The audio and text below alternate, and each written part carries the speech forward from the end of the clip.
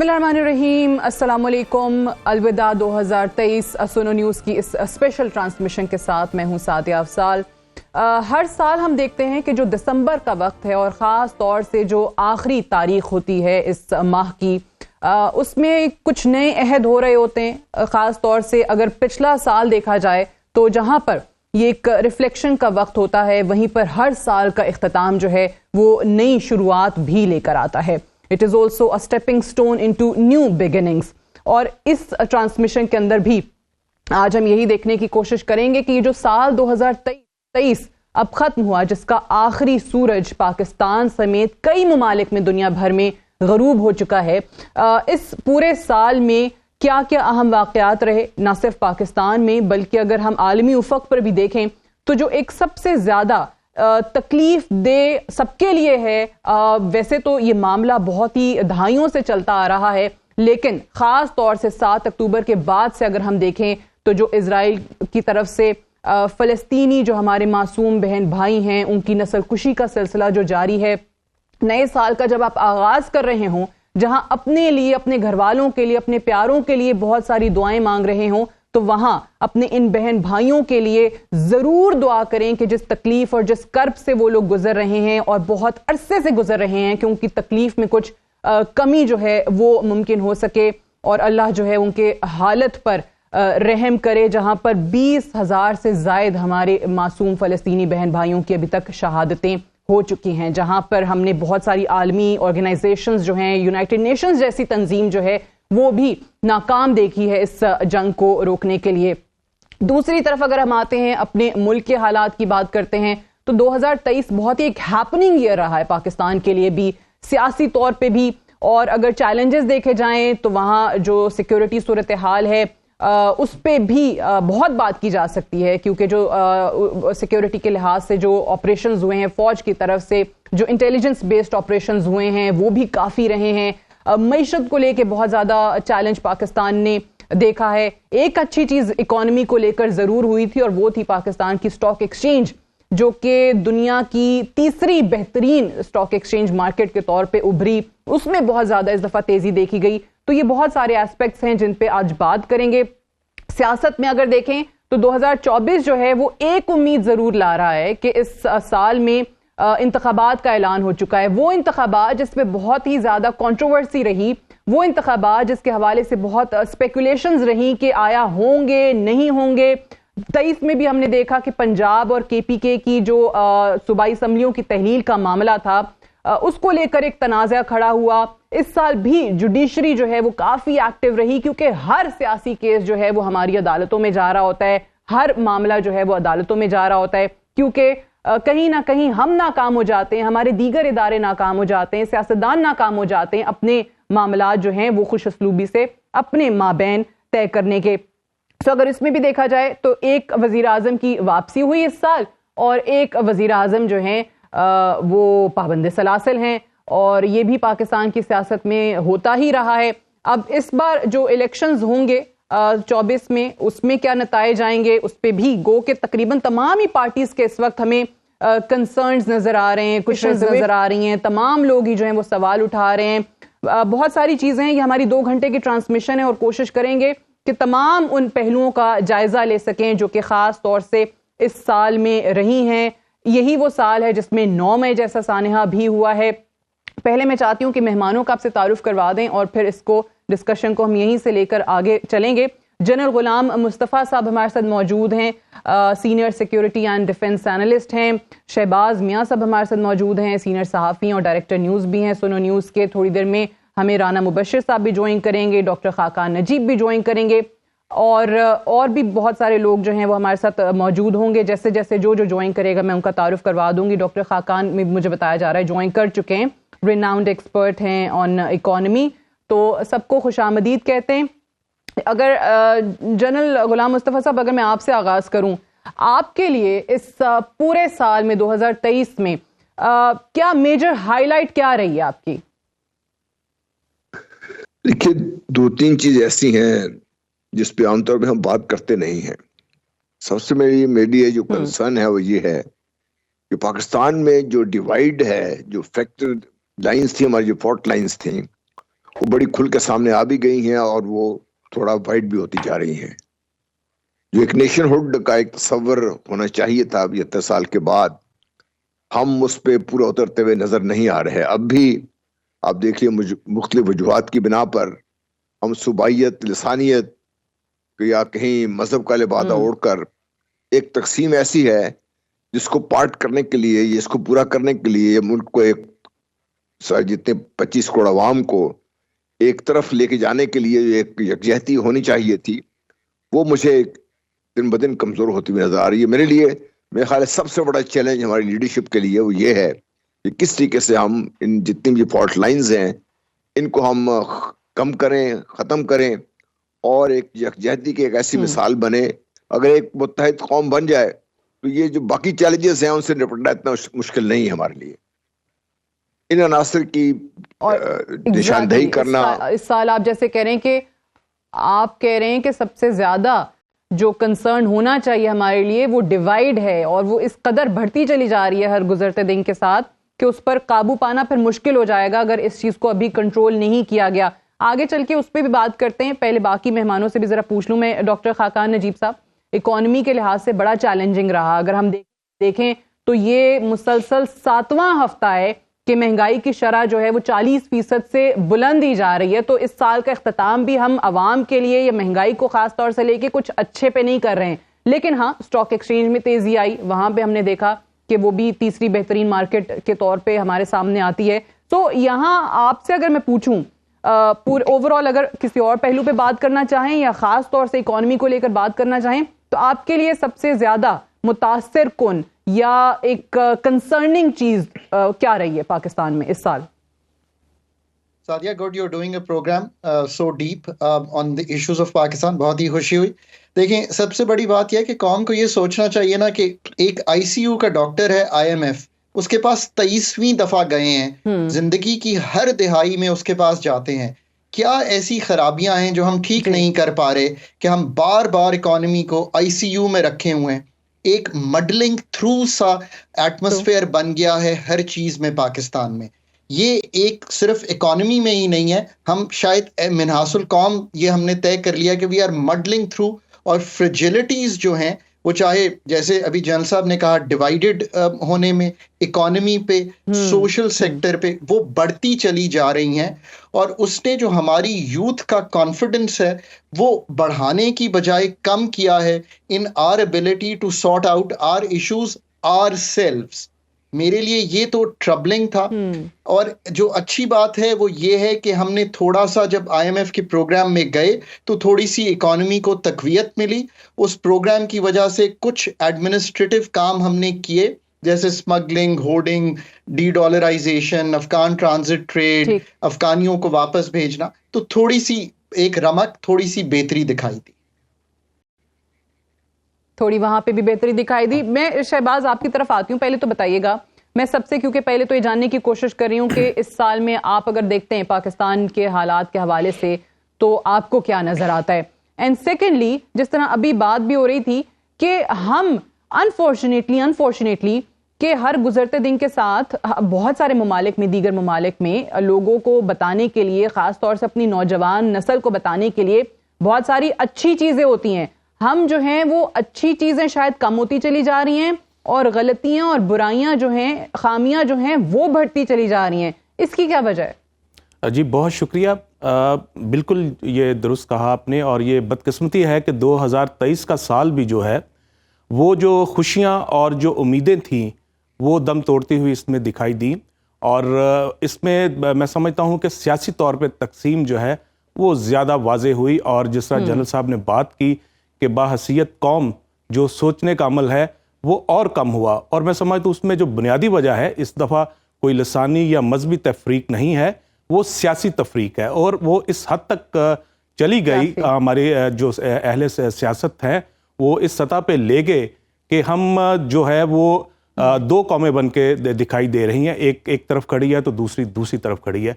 और जो नौजवान था इस मुल्क का वो 2023 में जो उसकी उम्मीदें थी, मुझे वो दम तोड़ती हुई इसकी आंखों से दिखाई दी। और मैं भी वही समझता हूँ कि ये सारा कुछ जो है हमारे सियासतदानों की गलतियों का नतीजा है। जो उन्होंने 14 जनवरी को पहली बड़ी गलती की थी पंजाब असेंबली को डिसॉल्व करने की, और फिर 17 जनवरी को एक और गलती हुई सियासी तौर पे कि खैबर पख्तूनख्वा की असेंबली डिसॉल्व कर दी जाए। वहां से मैं समझता हूँ इस साल आगाज होता है सियासी गलतियों का। उन पे बहुत सारे जवाब पेश किया जा सकते हैं कि वो आईनी इक़दाम थे, लेकिन वो ऐसी गलतियां थीं जो आगे जाके बहुत बड़ी गलतियां हुई और 9 मई के वाक़यात हुए, और उसके बाद फिर हमने देखा कि पूरी कौम जो है तकसीम नजर आई, और वो तकसीम आज बढ़ती हुई दिखाई दे रही है। और 2024 के अंदर भी वो बदकिस्मती के साथ वो कम तो जरूर होगी, लेकिन खत्म होती हुई दिखाई नहीं दे रही। जो इंतखाबात नहीं होगी। आप मुझे अच्छा ये लगा कि एक चीज पे चलें, आप लोगों का इत्तेफाक जरूर है, और वो यही है कि आप सोसाइटी के अंदर इस वक्त डिवाइड जो है वो बहुत ज्यादा देखा है। आपने कहा कि बाकी चीजें, बाकी एस्पेक्ट्स अपनी जगह, लेकिन सियासी जो तकसीम है वो बहुत बढ़ गई है। हमारी सोसाइटी अनफॉर्चुनेटली पोलराइजेशन इस कदर आती चली जा रही है और आ चुकी है कि आप महज़िब मुआशरों की तरह, महज़िब लोगों की तरह इख्तलाफ राय जो है वो रखने के बावजूद इजहार करते हुए जो उसके तरीके अपनाते हैं वो ऐसे हैं कि इंसान बस कानों को ही हाथ लगाता है, क्योंकि अगर आप नहीं किसी से डिफरेंस ऑफ ओपिनियन एक्सप्रेस कर सकते हैं, और इस सोसाइटी में जहां आप खुद को पढ़ा लिखा कहते हैं, जहां नौजवान नस्ल को आप ये समझाने की कोशिश करते हैं, तो क्या होगा। मैं हबीब अकरम साहब की तस्वीर देख रही हूं, अगर वो हमारे साथ मौजूद है तो मुझे बता दीजिए, नहीं तो मैं फिर जनरल साहब की तरफ जाऊं। जनरल साहब, ये डिवाइड जो है इसको कम करने का फिर तरीका क्या है? बाकी चीज़ों की तरफ भी आते हैं, ख़ास तौर से जो सिक्योरिटी के एस्पेक्ट्स जिसका मैंने इंट्रो में जिक्र भी किया था कि हम हमेशा एक साल के अख्ताम पे ये सारे इवेंट्स का तज़किरा कर रहे होते हैं। हम कहते हैं कि जी रिफ्लेक्ट करने का वक्त है हमारे as an individual, for a group, for a society, for a country, as an individual. अगर मैं आपसे पूछूं कि वो आप अपने तौर पे अगर इक़दामात लेने हों इस तकसीम को, इस डिवाइड को कम करने के, तो वो क्या होंगे? एक सबसे पहले तो अगर मेरी जो नाक़िस राय है वो ये कि हमें अपना जो तालीम है सिस्टम, एजुकेशन का सिस्टम जो है,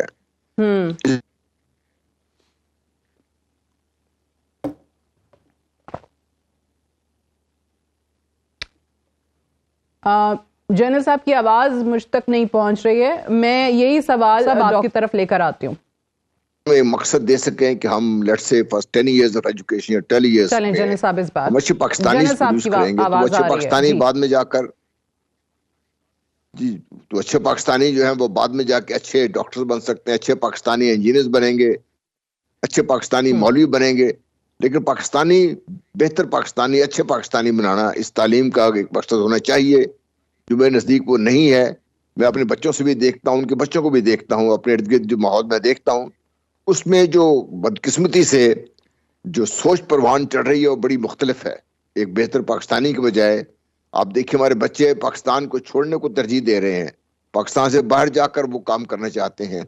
और डेफिनेटली एक मकसद है कि आप अपने आप को माली तौर पर भी बेहतर करें, सब कुछ करने का सबको हक है। देखा है तो ये जो एक बदकिस्मती है हमारे मुल्क में कि हमारे बहुत बेहतरीन जहन जो हैं वो सिर्फ इसलिए आगे नहीं बढ़ सके कि कहीं ना कहीं हमारे निज़ाम तालीम की जो खराबियां आड़े आ रही हैं उसमें, इसकी वजह से आप देखिए कि एक इंतहाई एवरेज किस्म की, चाहे वो टीवी पे डिस्कोर्स देख लीजिए, सोशल मीडिया पे आप देख लीजिए, आप वैसे कहीं जाके चले लीजिए, जो डिस्कोर्स है नेशनल लेवल पे, it has fallen much below the जो एवरेज एक किसी कौम का होना चाहिए।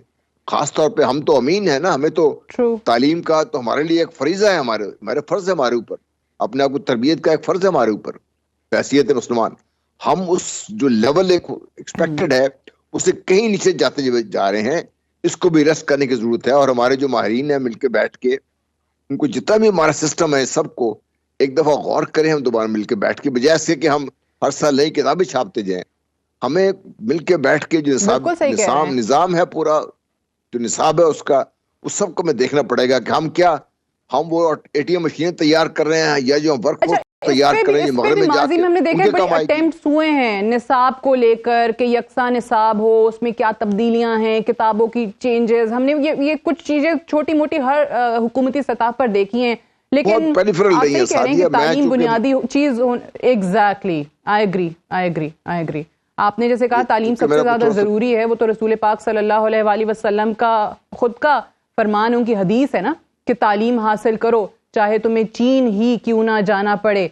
तो अब हम अगर तालीम के स्टैंडर्ड पे आते हैं डॉक्टर खाकान, क्योंकि ऑब्वियसली इकोनॉमी को लेके भी बहुत अमल दखल है हमारे उन लोगों का जो आप जैसे पढ़े लिखे हैं, वो भी ये चीज़ देख रहे होते हैं कि एजुकेशन पे हर दौर में बात होती है, हर हुकूमत कहती है कि जी हमने बड़े इकदामात भी उठाए हैं, लेकिन कहते हैं ना तालीम संवारती है, इंसान को बनाती है, लेकिन हमारे माशरे में वो अज़राए तफन्नुन इफ़ा में वो एक चीज़ कही जाती है कि जी बड़े लोग हैं, वो तालीम याफ्ता भी हैं, यानी डिग्रियां भी उन्होंने बड़ी ले ली हैं, लेकिन तालीम भी कुछ बिगाड़ नहीं सकी उनका।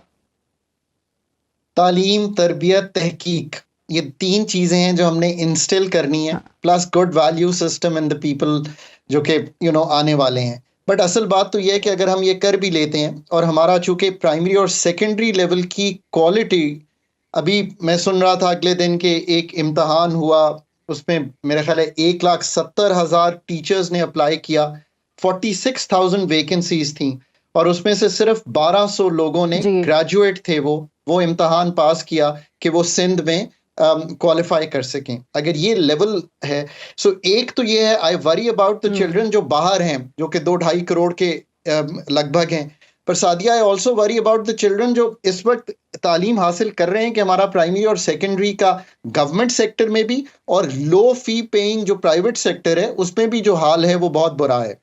सो ऑब्वियसली जो नेशन बिल्डिंग है वो तो इधर से ही शुरू होगी, इसमें कोई शक नहीं है, पर ये करने के लिए आपको मतलब एक तो ये विल चाहिए, एक ये सारा सिस्टम पुट टुगेदर करना है, बट देन रिसोर्सेज चाहिए।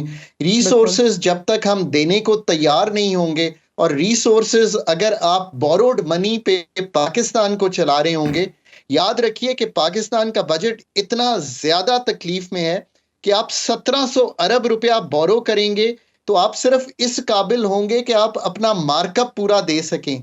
एवरीथिंग एल्स सादिया, आपका डिफेंस, आपका डेवलपमेंट बजट, आपका running of the government, everything, आपका सब्सिडीज, आपका income support is on borrowed funds. So पहले ये तय कीजिए कि हम अपना घर खुद चलाएंगे, अपनी सोच से चलाएंगे, और इसके लिए बहुत बड़ा मौका 8 फरवरी को मिलने जा रहा है अगेन पॉलिटिकल पार्टीज को। वंस अगेन कौम जो है उनको एक वोट देगी, उनको अपनी 2 चीजें करनी है, और वो 2 चीजें ये हैं कि पहले तो एक कॉम्पिटेंट टीम प्लीज लाइए जो आज की रियलिटीज को समझती हो और खुलकर बयान कर दे कि this is where we stand. मैंने तो एक जगह बताइए कि आप पाकिस्तान के बजट की करेक्शन में कहां खड़े हुए हैं, अब इधर से आगे चलिए कि बाकी चीजों में आप कहां खड़े हुए हैं, हम डिस्कस कर सकते हैं। So a very competent team and a very competent plan. ये आपने अच्छी बात की, और मुझे याद है आपने लास्ट टाइम भी मेरे प्रोग्राम में एग्जैक्टली यही बात की थी कि आप देखें कि आप किन लोगों को लेकर आते हैं, आपकी इकोनॉमिक टीम क्या है। अगर आपने टीम उन्हीं लोगों पर मुश्तमिल बनानी है जो शायद खुद रिस्पॉन्सिबल हैं मुल्क को यहाँ तक लेकर आने के लिए, तो फिर क्या फ़ायदा। और हर पार्टी के पास जहाँ बहुत सारे मौके होते हैं नए लोगों को आगे लाने के लिए, लेकिन इलेक्शंस में हमें ऐसा दिखता नहीं है। हमें हमेशा देखते हैं कि वही इलेक्टेबल्स, वही चेहरे जो हैं घूम फिर के एक पार्टी या दूसरी पार्टी या अपनी ही पार्टी में उन्हीं को वापस मौके मिल रहे होते हैं। मुझे शहबाज मियाँ साहब ये बताइए कि अभी जिस तरीके से पहले भी बात हो रही थी कि एक जो होप है, या जिस तरह डॉक्टर खाकान ने भी बात की कि वो 8 फरवरी को हमारी जो पॉलिटिकल क्लास है उसको मौका मिलने जा रहा है, और अवाम को भी मौका ऑब्वियसली मिलने जा रहा है कि किसको चूज करते हैं। बट पाकिस्तान की सियासत हमेशा से बड़ी अनप्रेडिक्टेबल रही है। इनफैक्ट इलेक्शंस को लेके भी बहुत स्पेकुलेशंस होती रही हैं, होंगे नहीं होंगे, इलेक्शन कमीशन क्या करेगा, सुप्रीम कोर्ट की तरफ से बयान आता है। सो एज वी स्पीक अभी आपको लगता है कि वाकई 8 फरवरी को इलेक्शन हो रहे हैं, अब सारी स्पेकुलेशन, सारी कयासाराइयां खत्म हो गई हैं? बिल्कुल आपने दुरुस्त कहा। 2023 का साल जो है, जहाँ पे बहुत सारे जो हंगामा खेजियाँ रही सियासत के अंदर, सबसे बढ़कर एक चीज़ पे जो बहस हुई और सबसे ज़्यादा जो इस मुल्क के बच्चे बच्चे को मालूम था, शायद उसकी वो कहते हैं छठी हिस्स काम कर रही थी कि इस साल इलेक्शन नहीं होने जा रहे। 14 मई को भी इलेक्शन नहीं हुए थे, और उसके बाद फिर 8 अक्टूबर की डेट दी गई थी, उस पर भी किसी को यकीन नहीं था कि 8 अक्टूबर को भी इलेक्शन होंगे। तो वही हुआ, और अब उसके बाद जब 8 फरवरी की अनाउंसमेंट की गई और उसके बाद फिर चीफ जस्टिस ऑफ पाकिस्तान ने जिस तरह पहरा दिया उस तारीख के ऊपर, तो अब सबको यकीन है। मुझे बहरहाल ज़ाती तौर पर यकीन है कि 8 फरवरी को इलेक्शन होने जा रहे हैं और उसकी तैयारियां हो रही हैं। लेकिन सिर्फ ये कहना कि इलेक्शन हो रहे हैं इतना काफ़ी नहीं है। क्या इलेक्शन जो है फ्री एंड फेयर हो रहे हैं? क्या गैर जानबदारी के साथ हो रहे हैं? क्या इलेक्शन कमीशन और जो मुतलका इदारे हैं तमाम सियासी जमातों को, तमाम उम्मीदवारों को बिला तफरीक मौके फराहम कर रहे हैं कि वो अपने कागजात नामजदगी जमा करवाएं और इलेक्शन का हिस्सा बने और इंतखाबी मुहिम चलाएं? तो मैं यहाँ पे मेरा जवाब नफ़ी में होगा, ऐसा नहीं है। बिल्कुल आज 2018 की जो सूरत हाल है उससे मिलती जुलती सूरत हाल इस वक्त भी एक सियासी जमात के लिए है जो पाकिस्तान तहरीक इंसाफ कहलाती है।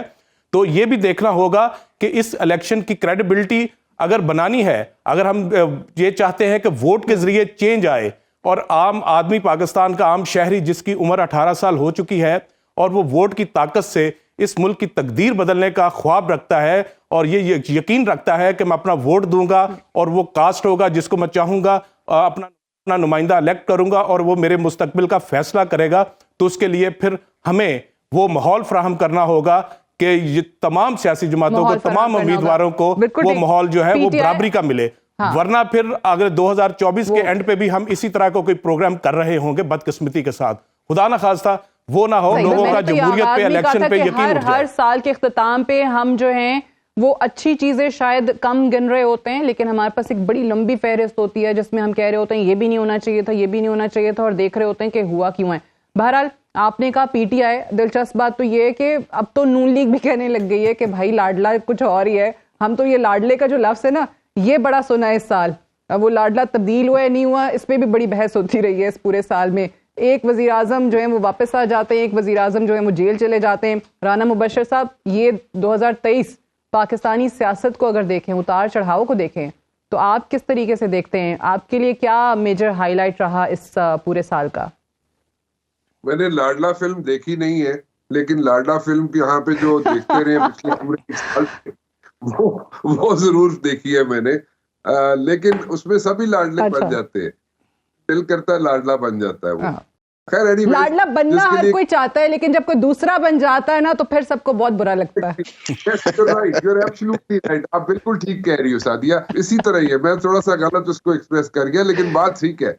लेकिन यहाँ पे जाना सब चाहते हैं पिंडी, कि पिंडी की तरफ जाके एक चक्कर लगा के आ जाए और लाडले बन जाए, लेकिन बनता कोई नहीं है, कोई बनता। खैर एनीवेज, तो वो भी चेंज होते रहे अकॉर्डिंगली।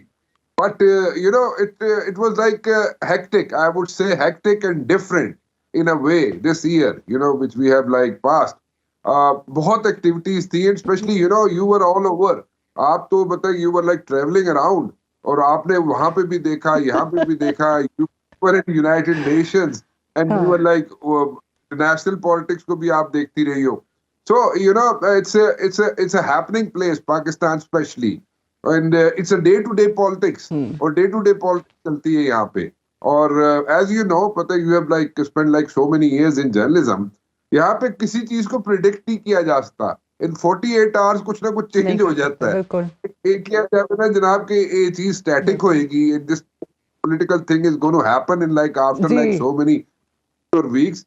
That doesn't work. वो यहाँ पे काम चलता नहीं है। But anyways, I would say कि tough times for everyone, and it's a evolution process.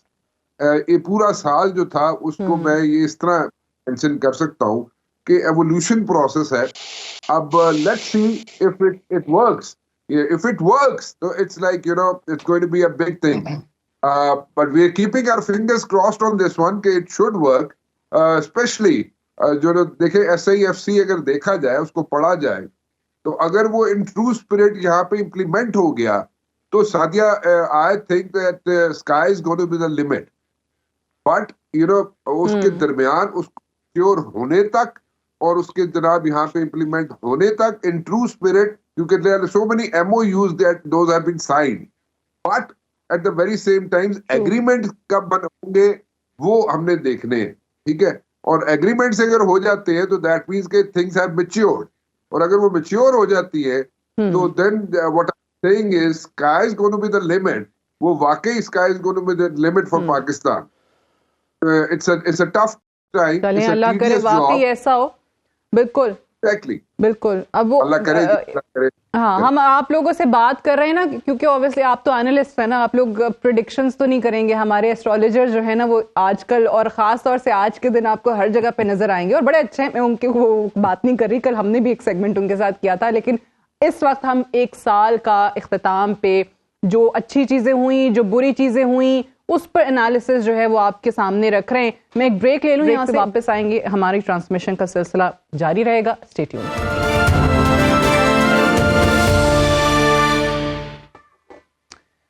Welcome back. Transmission में एक बार फिर से खुश आमदीद। आज हम साल 2023 के इख्तिताम पर ये ट्रांसमिशन आपके सामने लेकर आए हैं। इस साल में क्या क्या ऐसी चीज़ें हुई वो आपके सामने रख रहे हैं, चाहे वो सियासी फ्रंट पे हैं, चाहे वो मौशी फ्रंट पे हैं, या हमने जिस तरीके से बात की थी पहले कि जो आलमी सतह पर बहुत सारी चीज़ें हुई हैं, जो तब्दीलियाँ इस वक्त रूनमा हो रही हैं।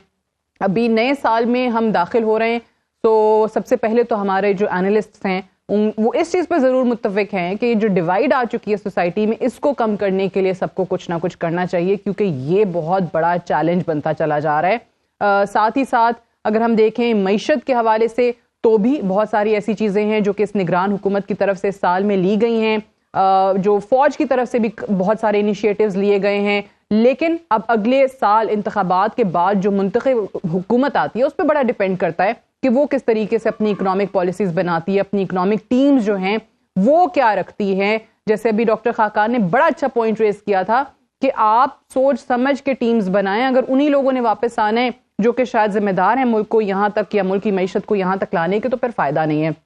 बहरहाल जनरल साहब, मुझे बताइए कि एक चीज़ जिस पे भी बात की शहबाज मियाँ साहब ने कि PTI की तरफ से, और जिसमें मैंने इजाफा ये किया था कि अब तो दूसरी तरफ से बाकी जमातें भी एग्जैक्टली ये बात करना शुरू हो रही हैं, क्योंकि किसी को ये नहीं पता कि 100% लाडला इस वक्त कौन है, कि हमें लेवल प्लेइंग फील्ड नहीं मिल रहा है।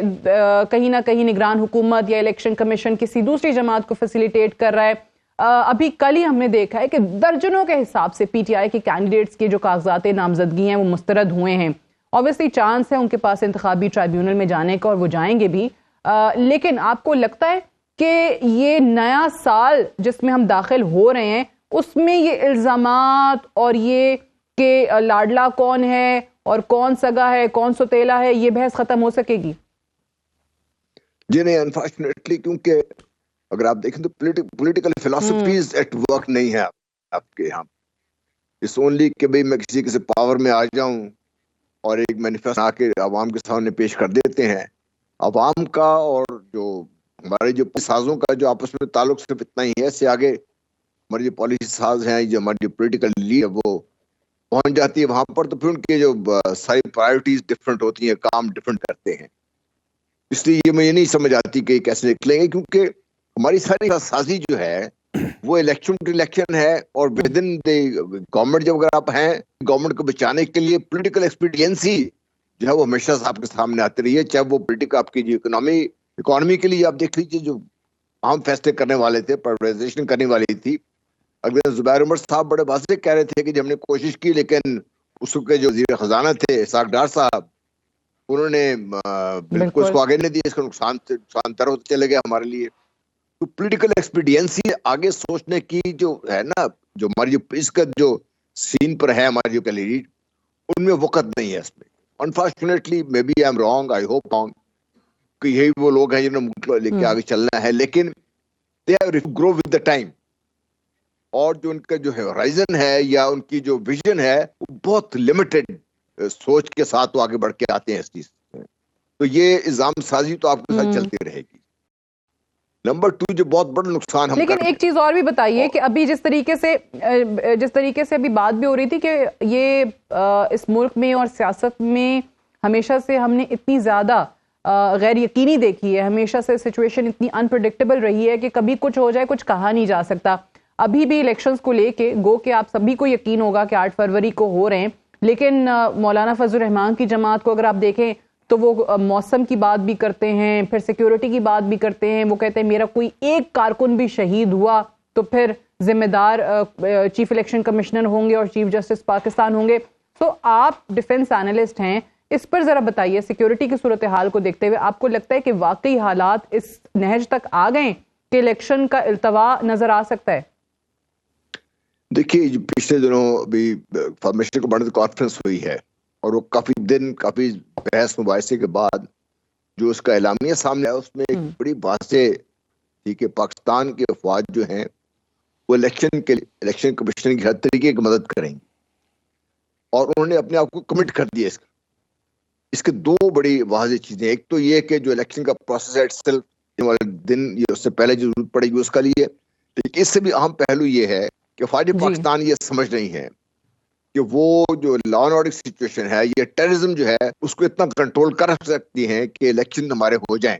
और मत भूलिए कि इससे पहले भी हमारे इलेक्शन हुए हैं, चाहे वो 2013 के थे, 2008 के इलेक्शन तो बहुत ज्यादा मुश्किल थे, वो भी इलेक्शन हमने करवाए हैं उस वक्त भी। बलूचिस्तान जैसे सूबे में मैं उस वक्त जो चीफ मिनिस्टर थे केयरटेकर, उनसे बात कर रहा था, उन्होंने कहा जी हम सब की जानों को खतरा था, लेकिन फैसला किया कि हम इलेक्शन करवाने हैं, तो फिर हमने अपने लिए वो हालात लिए कि इलेक्शन हुए और इलेक्शन के बाद मुल्क आगे चलना शुरू हुआ। तो ये रहमान साहब की बातचीत पे आप ठीक है, उनके सियासी बयानात आते रहते हैं, लेकिन समझता कि ये हमें इस पे इतना ज्यादा घबराने की जरूरत है। डेफिनेटली टेररिज्म है, पाकिस्तान को इफेक्ट हो रहा है पाकिस्तान पे। बिल्कुल ठीक है। एक जी, तो आप कह रहे हैं कि अभी आर्मी की तरफ से जो है इस पे वाज़े मौक़िफ़ आ चुका है, बयान आ चुका है कि वो इलेक्शंस करवाना चाहते हैं और वो जहां तक ऑब्वियसली होगा सिक्योरिटी फराहम करेंगे भी।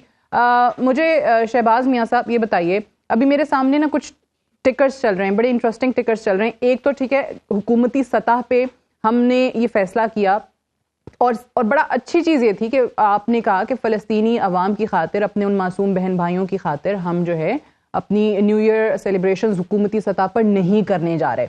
एक तो वो चीज़ हो गई, लेकिन एक चीज़ हम देखते हैं कि हर जगह पे, हर घर के अंदर जो है कुछ ना कुछ हो रहा होता है न्यू ईयर पे।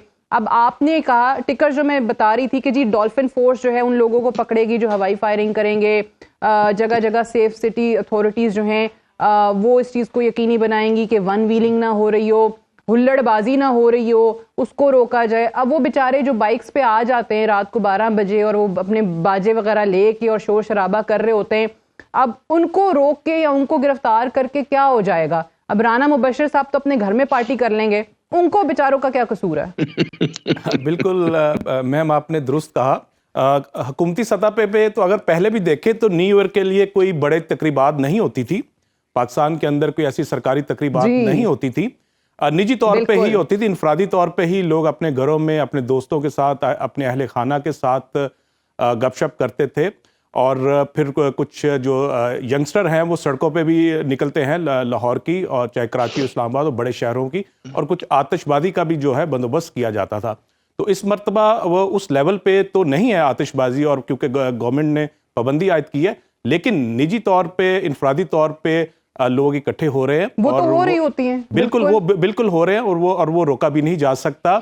और बात सिर्फ ये है कि कानून को हाथ में नहीं लेना चाहिए, कानून को किसी को भी सड़क पे आके उधम नहीं मचाना चाहिए, दूसरों की जिंदगियां खतरे में नहीं डालनी चाहिए। उसके अलावा कोई भी अपनी चार दीवारी के अंदर कोई सेलिब्रेट कर रहा है तो किसी को हक नहीं पहुंचता रोका जाए। ये सिर्फ पहले कुछ तंजीमें किया करती थी, बड़े शहरों में रोका करती थी न्यू ईयर की तकरीबात को, तो वो सिलसिला तो अभी इस साल भी जारी है। लेकिन वजीर आजम की तरफ से जब ये कह दिया गया कि तकरीबात नहीं होंगी, तो मेरे ख्याल में सरकारी सतह पे तो पहले ही नहीं होती थी, तो अब इस मर्तबा भी नहीं होंगी, तो कोई ऐसा फर्क नहीं पड़ेगा। यही मेरा पॉइंट था कि सरकारी सतह पे तो पहले कभी कुछ नहीं होती थी। जी बिल्कुल, अभी वो होती तो जो प्राइवेट लोग कर रहे हैं, लोग आप नहीं देखें, फलस्तीनियों के साथ इज़हार यकजहती के लिए सबके दिल धड़कते हैं, और बड़े लोगों ने प्रोटेस्ट भी किया है और बिल्कुल मुजाहरे भी किए हैं, लेकिन जो सेलिब्रेशंस होती हैं, जो त्यौहार होते हैं, अच्छा जरा मुझे जरा वक्त दीजिएगा, मैं आपको इंटरप्ट यहाँ पे कर रही हूँ। मुझे बताया जा रहा है चौधरी मंजूर साहब हमारे साथ इस वक्त टेलीफोन लाइन पे मौजूद हैं, पाकिस्तान पीपल्स पार्टी के सीनियर रहनुमा हैं। चौधरी साहब बहुत शुक्रिया, हमारी स्पेशल ट्रांसमिशन चल रही है जब हम 2023 को अलविदा कह रहे हैं, और आप लोग तमाम जो पॉलिटिकल क्लास है, सियासतदान जो हैं, वो तैयारी कर रहे हैं इलेक्शंस की, और इस तरीके से अगले साल में आप दाखिल हो रहे हैं। आप किस तरीके से 2023 को देखते हैं? कैसा साल रहा ये हमारे सियासतदानों के लिए? ये एक बड़ा टर्बुलेंट साल रहा है जी, बहरहाल एक केओटिक, और बहुत सारे उतार चढ़ाव आए हैं, और इससे जो इसकी जो केओस की जड़ें हैं वो अभी तक मौजूद हैं, ये आगे भी चलेंगी। अच्छा, 24 तक भी करेंगी वो। 24 में आपको वो नजर आ रही हैं, वो चलता रहेगा chaos? जी, ये सारी चीजें चलेंगी सियासी तौर। तो वो जो एक उम्मीद है अवाम को भी कि चलें शायद चीज़ें थोड़ा सेटल होना शुरू हो जाएं इंतखाबात के बाद, 8 फरवरी के बाद, उसकी उम्मीद आपको भी नजर नहीं आती? मेरा नहीं ख्याल, चूंकि उसकी वजह यह है कि अगर तो फेयर एंड फ्री इलेक्शंस हो जाएं और उस पे सारे लोग उसको एतमाद कर लें, यकीन कर लें, तो फिर तो ठीक है। और अगर ये ना हो तो फिर वो जो सूरत हाल है वो इस तरह से नहीं रहेगी। ओके। फिर वो जो है केओस और बढ़ जाएगा। अच्छा चौधरी साहब, बड़ी इंटरेस्टिंग बात है कि एक तरफ पाकिस्तान तहरीक इंसाफ ही गिले कर रही है कि जी हमारे देखें उनके आधे से ज्यादा लोग शायद जेलों में हैं, आधे से ज्यादा लोग भागे हुए हैं, जो हैं वो प्रेस कॉन्फ्रेंसेस करके पार्टियां छोड़ चुके हैं, फिर उनके कागजात नामजदगी मुस्तरद हो जाते हैं, वो ये बात करते हैं तो चलें समझ में आता है। लेकिन इस वक्त सारी जमातें इंक्लूडिंग पाकिस्तान पीपल्स पार्टी भी ये बात कर रही है या खदशे का इजहार कर रही है कि साफ और शफाफ इंतखाबात नहीं होंगे। क्यों? मेरे ख्याल से चौधरी साहब की कॉल ड्रॉप हो गई है, रिकनेक्ट करने की कोशिश करेंगे। राना मुबश्शिर साहब आप ये फरमाइए, ये वही वाला नुक्ता चौधरी साहब ने जिस पे मैं पहले बात कर रही थी कि सिर्फ पीटीआई नहीं तमाम ही सियासी जमातों को ना इस वक्त सिर्फ और सिर्फ यही एक उनका कंसर्न है या उनके तहफ़्फ़ुज़ात हैं, उनको नजर नहीं आता, खदशा है कि शायद नया ट्रांसपेरेंट इलेक्शन ना हो। एक नई टर्म यूज और पहले तो एक टर्म थी लाडला के बाद आपने यूज की है वो सक्का और सुतेला कौम है। This is a good one. तो अच्छा लाडला सुन के हम वैसे ही तंग आ गए थे, ठीक है। तो सक्का और सुतेले वाली टर्म जो है ना मुतबादिल दे दिया। चलें आज मैंने आपको मैं जरा सॉरी मैं आपसे तफसील में बात करती हूँ। चौधरी मंजूर साहब भी दोबारा आगे, जरा उनकी बात पूरी हो जाए, मैं आती हूँ दोबारा आपकी तरफ। चौधरी साहब कॉल ड्रॉप हो गई थी, फरमाइएगा। मैं कह रही हूँ कि पीपल्स पार्टी को भी इस वक्त यही खदशा है कि साफ और शफाफ इंतखाबात नहीं होंगे। नहीं, बिल्कुल है, और ना सिर्फ खदशा है बल्कि हमारे पास सरियाँ मौजूद है कि ये साफ और इंतखाबात तो क्या, ये प्रोसेस फेयर नहीं। और यही हम बार बार कहते हैं कि अगर ये पीपल्स पार्टी ने जिस दिन अभी तो सवाल उठा रही है, जिस दिन ये कह दिया कि ये प्रोसेस सारा फेयर नहीं, तो फिर उसके क्या हैसियत रह जाएगी। अच्छा अगर मैं आपसे पूछूं स्पेसिफिकली, जरा स्पेसिफिक्स पे आते हैं ना। पीटीआई कहती है कि हमारे लोगों के कागजात नामजदगी मुस्तरद हो गए, हमारे लोग जो हैं वो जेल में हैं, आधे ज़्यादा लोग जो हैं वो ऑब्वियसली रुपोश हैं, उनके कुछ पार्टी छोड़ के ही चले गए हैं, किसी और ग्रुप में किसी और पार्टी में चले गए। वो स्पेसिफिक क्या नुक्ता है जो पाकिस्तान पीपल्स पार्टी जो बताए अवाम को कि ये वो वजह है, देखें हम ये कह रहे हैं कि हमारे साथ ज्यादती हो रही है या ये फ्री एंड फेयर इलेक्शन? जमात की सपोर्ट हो रही है, पंजाब के अंदर तो खुलकर ओपन हो रही है और बाकी जगहों पे भी हो रही है। तो एक की अगर मुखालफत हो रही है तो दूसरे की हमायत हो रही है ना। जिला कसूर के अंदर डिप्टी कमिश्नर वो डीआरओ है, उसने अपने प्रेमिसेस के अंदर एक जमात के को वहाँ पे फैसिलिटी दी, और इसका मतलब आज तो वो डीआरओ है ना, डिप्टी कमिश्नर तो नहीं है ना जी, डिप्टी कमिश्नर भी है, डीआरओ, और वहाँ पे अपने प्रेमिसेस के अंदर उन्होंने टेंट लगाए, सारा कुछ किया, और वहाँ पे इकट्ठे होकर डिप्टी कमिश्नर के साथ वाले कमरे में उन्होंने पेपर जमा करवाए। तो ये क्या मतलब हुआ? ये तो आई थिंक आप लोगों को उसी दिन समझ नहीं आ गया था। आपके कुछ पंजाब के लोगों ने प्रेस कॉन्फ्रेंस भी की थी, इनफैक्ट राजा परवेज अशरफ ने भी ये बयान दिया था कि ये कोई डील करके वापस आ गए हैं, चौथी दफा वजीर आजम बनने की बात कर रहे हैं। तो ये पीपल्स पार्टी को ये चीजें पहले नहीं समझ आई थी? पहले भी समझ आ रही है, लेकिन हम तो बार बार एक चीज तो मांग रहे हैं ना कि इलेक्शन कम से कम फेयर एंड फ्री हो। पहले भी होता रहा, लेकिन ऐसे तो नहीं है। 2 इलेक्शन पहले हुए हैं जो कंट्रोवर्शियल थे, लेकिन वो इलेक्शन होने के बाद कंट्रोवर्शियल थे। तो ये इलेक्शन है जो इलेक्शन होने से पहले ही कंट्रोवर्शियल हो चुका है। अब इसका नतीजा जो भी आए, कौन मानेगा इसको? ओके, तो इस बुनियाद पे आप कह रहे हैं कि जो पॉलिटिकल केओस है ये फिर अगले साल भी ऐसे ही जारी रहेगा? तो ये जारी रहेगा, ना सिर्फ पॉलिटिकल बल्कि इकोनॉमिक केओस और सारी चीजें इसी तरह से कंटिन्यू। ओके राना मुबश्शिर साहब, बल्कि शायद ज्यादा खौफनाक हो जाए, ज्यादा खौफनाक हो जाए। ये तो बड़ी ये बड़ी खतरनाक बात है। राना मुबश्शिर साहब जरा इस पे कमेंट कीजिएगा, क्योंकि ये अगर अगले साल भी यही चीजें होती हैं, जिस तरह वो कह रहे हैं कि जी प्रोसेस शुरू होने से पहले, इलेक्शन के निकात से पहले ही जब सवाल उठ गया है उस पूरे प्रोसेस पे, तो फिर बाद में कैसे कोई नताइज तस्लीम करेगा? और यही अलमिया नहीं रहा, हर इंतखाबात के बाद जो यही होता है, हम सुन रहे होते हैं pre poll rigging, polling day rigging, post poll rigging. देखिए द पॉइंट इज कि देखिए सारी चीजें पॉइंट ऑफ व्यू करते हैं, सब लोग करते हैं, चौधरी साहब भी कर रहे हैं, बट अगर ये सारी चीजें नजर आ रही हैं और ऑब्जेक्शंस हैं और इश्यूज हैं, तो फिर आप you should put your foot down right now. आप इलेक्शंस होने का इंतजार क्यों कर रहे हैं आप? ठीक है, you should put your foot down and you should be like you should assert yourself कि दी फेयर एंड फेयर कम नहीं हो रहा and we are going to do this.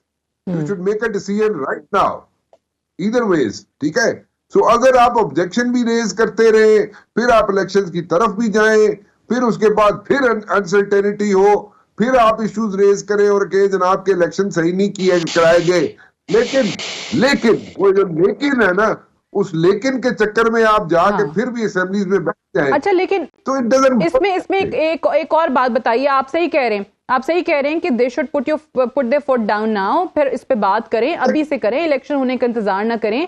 But क्या बॉयकॉट करना ऑप्शन होता है फिर ऐसे में? वो बेहतर ऑप्शन होता है? नहीं सादिया, देखिए बॉयकॉट करने की जरूरत नहीं है। माय पॉइंट इज, देखिए आप बॉयकॉट ना करें, बताएं, लेकिन आप do something you know about it instead of giving like मियर statements. और आप सिर्फ स्टेटमेंट दे दें और ये मतलब इस पे काम रखे जारी कि जी हमने एहतजाज रजिस्टर करा दिया और हमने स्टेटमेंट दी थी, ठीक है जी, that is not enough. People have grown up, you know, अब people are not living in the 90s और 80s era. It's a different world now. ठीक है, so they have to, you know, alter themselves. All the political parties have to alter themselves and their attitudes and the way they are doing politics. They have to change their way of politics. So if they are not doing it and they are saying कि जी election ठीक नहीं होंगे, ठीक है, okay नजर आ रहा है, ठीक है, very good, बिल्कुल ठीक है, but आप कुछ करें ना। आप ये तो ना करें ना, लोगों को ये ना बताएं कि जी उसके बाद फिर अनसर्टेनिटी होगी। After spending so much of money of government exchequer, आप इलेक्शन भी कराए, उस जनाब उस सारी एक्सरसाइज से भी गुजरे, उसके बाद जनाब आप फिर आपने अनसर्टेनिटी लेके आनी है, तो फिर किसका तो फिर क्या किसका हो?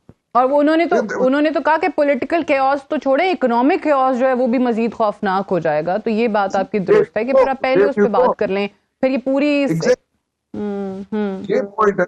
आपने फिर पॉलिटिकल केओस, फिर दैट इज इंटरलिंक्ड ना, political chaos leads to economic chaos. बिल्कुल ऐसे है। So situation back to square one वाली में जाना है, तो फिर might as well do something, you know, right now instead of waiting for the elections to happen. और दैट डे, यू नो, अगर 8 को इलेक्शंस हो जाते हैं, तो अगर आप 8 की तारीख तक इंतजार करना तो चाहते फिर हर हैं, जमात, रायन साहब आपको पता है, फिर वो हर जमात जो है वो ये देख रही होती है ना कि इलेक्शन डे के नताइज पे देखेंगे हमें कितनी सीटें मिल जाती हैं। अगर हाँ ठीक है हमारा काम चल रहा है तो हम जो है वो गुजारा कर लेंगे, अगर नहीं तो फिर हम कहेंगे धांधली हो गई है। एक ब्रेक ले वापस आएंगे, ट्रांसमिशन जारी है, स्टे ट्यून्ड।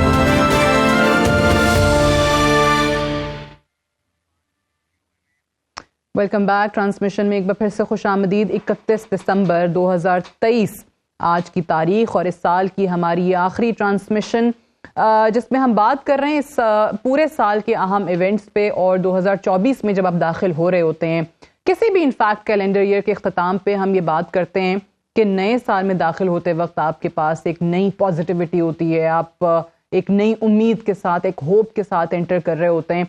लेकिन साथ ही साथ आप अगर माजी की गलतियों को ना समझा जाए, उनसे ना सीखा जाए, तो करेक्शन अप्लाई नहीं हो सकती। तो फिर फ्यूचर में you tend to make the same mistakes again and again. इसी पर हम बात भी कर रहे हैं, चाहे वो पाकिस्तान की सियासत पे हैं, चाहे वो मईशत के हवाले से हैं, सिक्योरिटी के हवाले से हैं, जिसमें प्रोग्राम के पहले हिस्से में हमने बात भी की थी सिक्योरिटी की क्या सूरत हाल है, क्या क्या उससे रिलेटेड इवेंट्स हुए, जिसके लिए जनरल गुलाम मुस्तफ़ा हमारे साथ मौजूद थे। इकॉनमी के लिए ये साल कैसा रहा 2023, उसके लिए हमारे पास डॉक्टर खाकान नजीब मौजूद थे।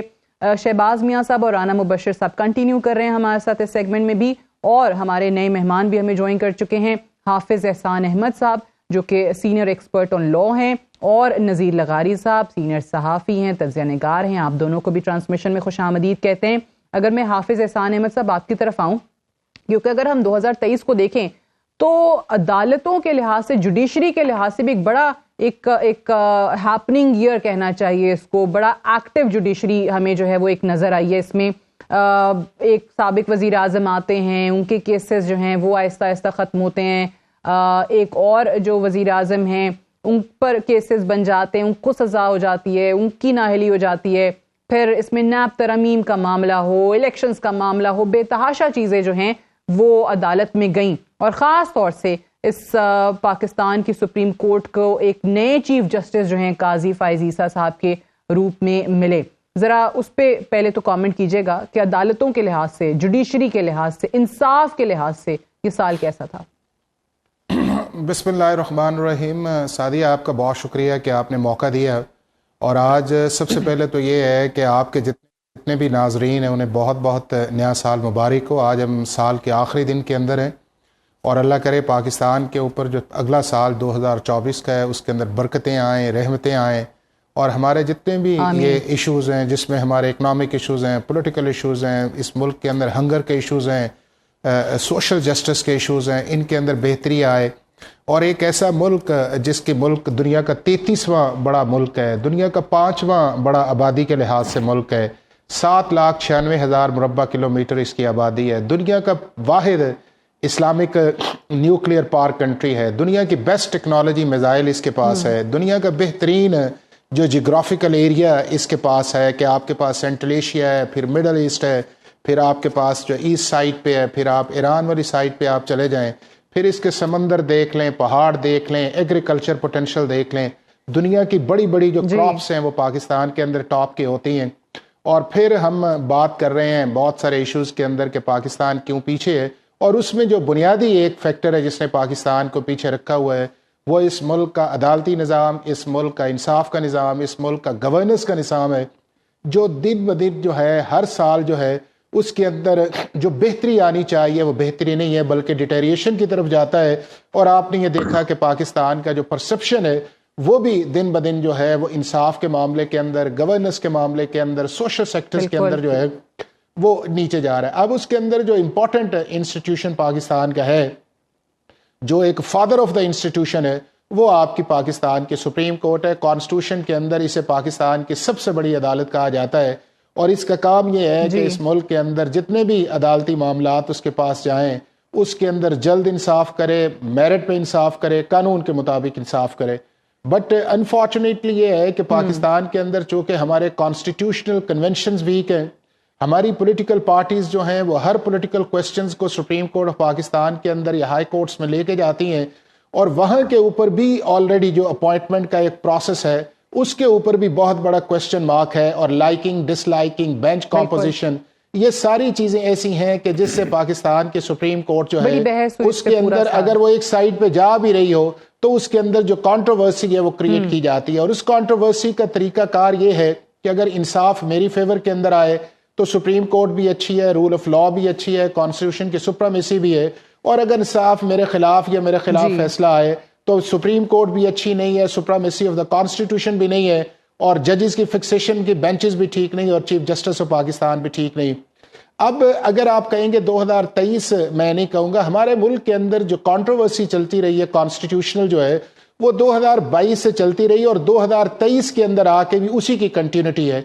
और वो जो 2022 से चली थी वो आपका पहला फैसला जो अप्रैल में आया था और उसको बाद 23 के अंदर आप आ जाएं, फिर प्रैक्टिस एंड प्रोसीजर आया, फिर नैब की अमेंडमेंट आई, स्ट्राइक डाउन हुई। ठीक है, इस पे आगे बढ़ने की इजाजत दीजिए। आपने बिल्कुल सही कहा कि वो 22 से शुरू हुई और वो 23 में फिर उसने कंटिन्यू किया।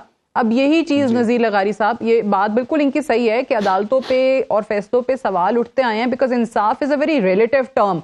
आपकी फेवर में आ जाएगा फैसला, आप कहेंगे मेरे साथ इंसाफ हो गया, आपके खिलाफ आएगा, आप कहेंगे मेरे साथ बड़ी ज्यादती हो गई है, कोई मानेगा नहीं उसको। तो ये जो एक जुडिशरी को लेके और ख़ास तौर से जो जजेस के नामों के साथ इस दफ़ा इतनी खबरें बनी हैं और इल्ज़ामात लगे हैं, ये चीज़ आपको क्या 2024 में भी इसी तरीके से जाती हुई नज़र आ रही है? बहुत अफसोस की बात है कि सब कुछ हुआ है। जी, आपको मेरी आवाज़ आ रही है? जी आ रही है, जी अभी आ रही है, फरमाइए। जी, मैं ये अर्ज करके बहुत अफसोसनाक बात है जिस तरह हाफिज साहब ने निशान रही कि ये सूरत हाल पाकिस्तान में रही है। इससे ज्यादा दुख की बात यह है कि के जारी रहने के इम्कानात वाज़ेह तौर पर मौजूद हैं।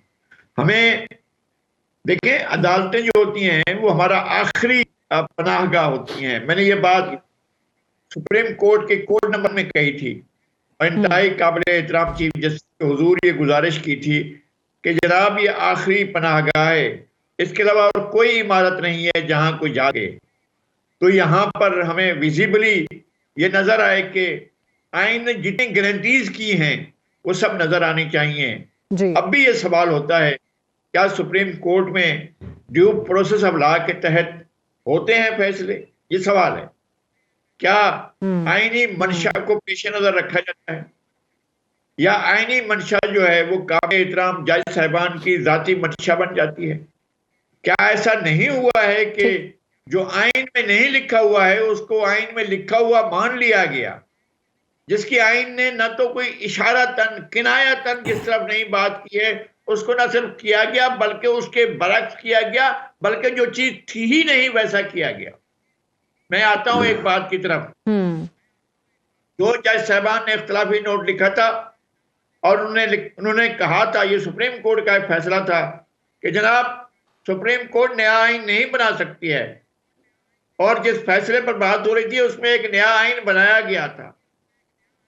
किसी भी तरह पर ना तो आर्टिकल 62 में ना आर्टिकल 63 में किसी शिक में किसी उसकी झैली शिक में कहीं भी नहीं लिखा हुआ था कि जनाब अगर किसी मेंबर की वोट देता है उसके वोट को भी कैंसिल करें और उसकी रुकनियत को भी कैंसिल कर दें। अभी शुक्र है कि तीसरी सदर जानती थी कि वो उनको नाअहल करार दिया जाए, ये भी हो सकता था और ये सुप्रीम कोर्ट करीब ऐसा भी हो सकता था, लेकिन जो किया गया वो आइन के मुताबिक नहीं, वो था ही नहीं आइन में लिखा हुआ। और ये सिर्फ बहरान पैदा हुआ जो आज तक जारी, जो इस वक्त बहरान हमारे रियासत की जड़ों में रखा हुआ है वो अदलिया की तरफ से आया हुआ बहरान है। बाकी इदारे करते हैं लेकिन अदलिया में जब ये होता है कि जनाब अगर कोई आइन को एब्रोगेट कर दे, कोई आइन को सबवर्ट कर दे, कोई आइन को बाइंस में रख दे, आपके पास एक इंडिमिनिटी होती है, वो दी जाती रही है पाकिस्तान में। सिर्फ जस्टिस मुनीर नजरिया जरूरत नहीं था, जैसे अनवारुल्लाह का भी था और उसके बाद भी था, जिस तरह से वो दिया गया।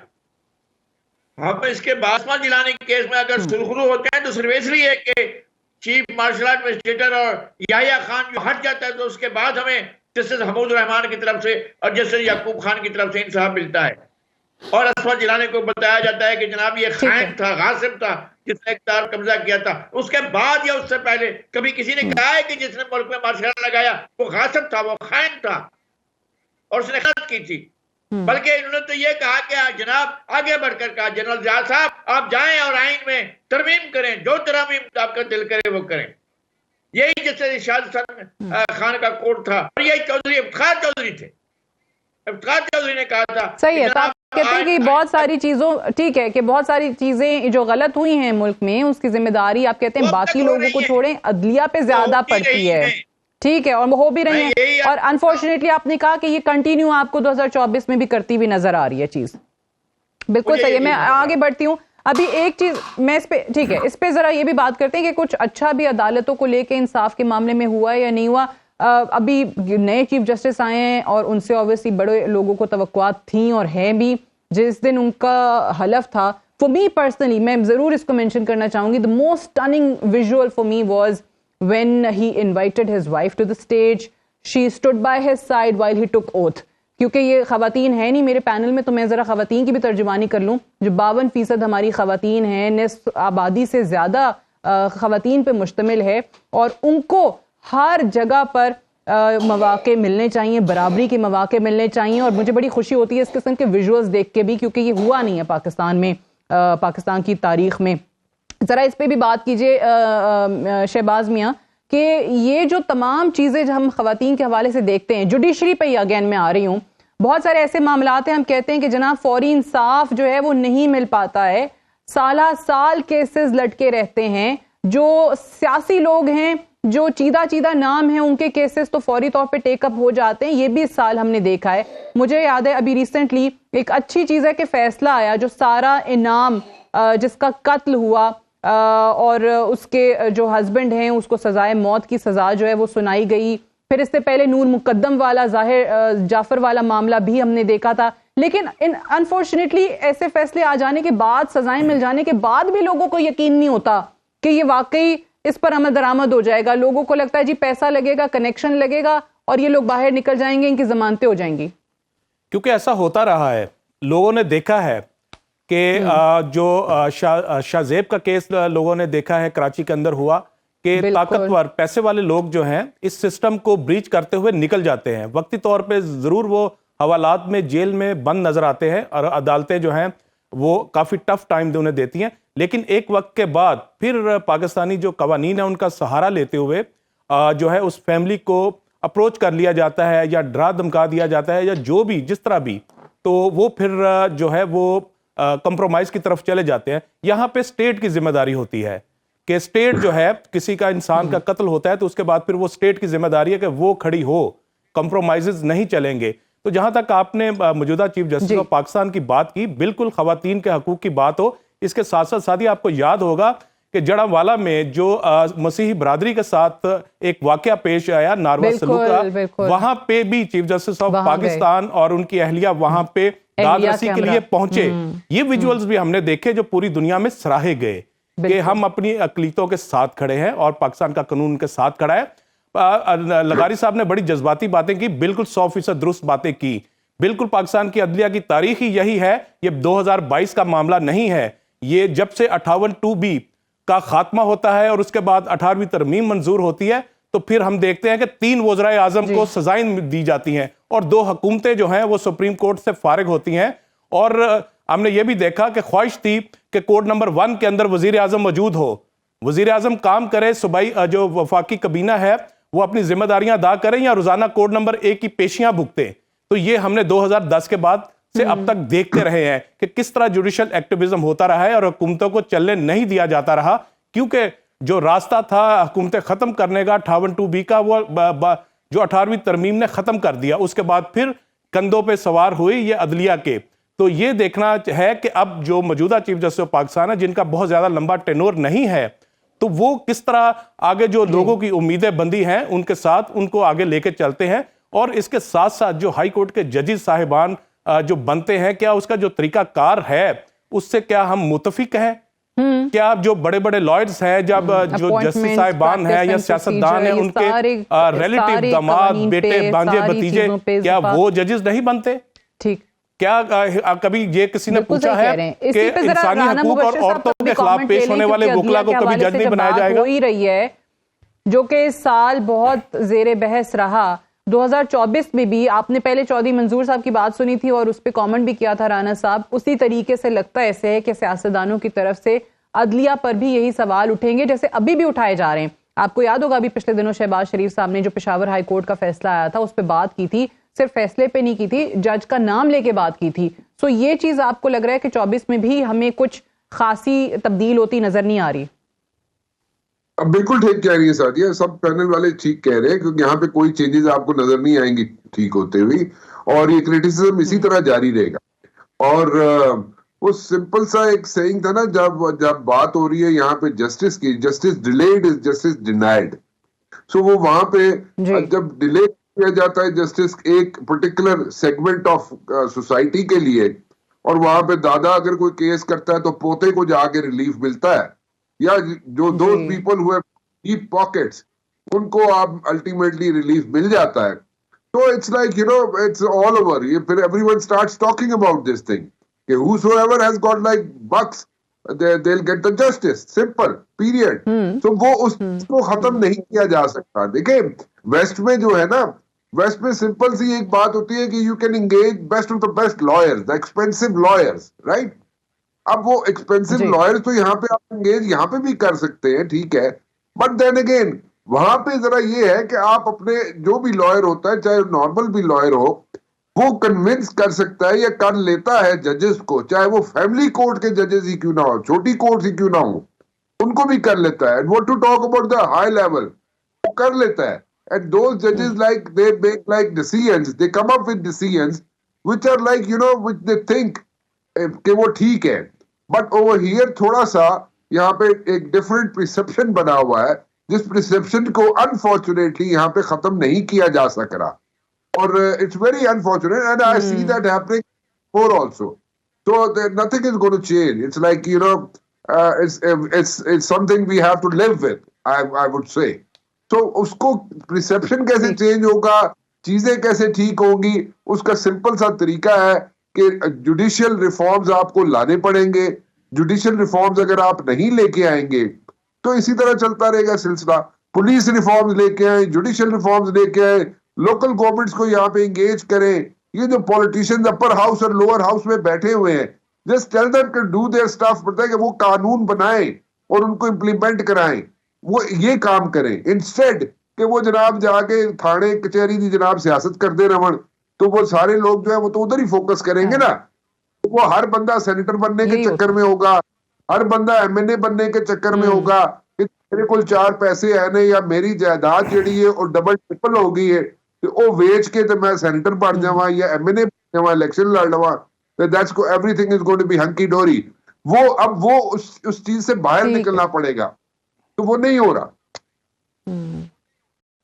ये तो हर दौर में फिर हमने देखा है ना सियासतदानों को, जैसे हम पहले सेगमेंट में भी बात कर रहे थे कि लाडला बनने की जो कोशिश होती है वो ऑब्वियसली जीएचक्यू की तरफ देखे जा रहे होते हैं कि अभी हमारे सर पे जो है वो हाथ रख दिया जाए, दस्ते शफकत हमारे पे आ जाए या किसी दूसरे पे जाता है तो फिर बुरा लगता है. और यही काम फिर अदालतों के साथ भी हो रहा होता है, अच्छा मजे की बात है. हाफिज एहसान अहमद साहब, इस पे भी जरा कमेंट कीजिए कि इदारों की जो आपस की चपकलिश है ना, जैसे इलेक्शन कमीशन ने एक फैसला लिया, पेशावर हाईकोर्ट ने उसके अगेंस्ट एक डिसीजन दिया.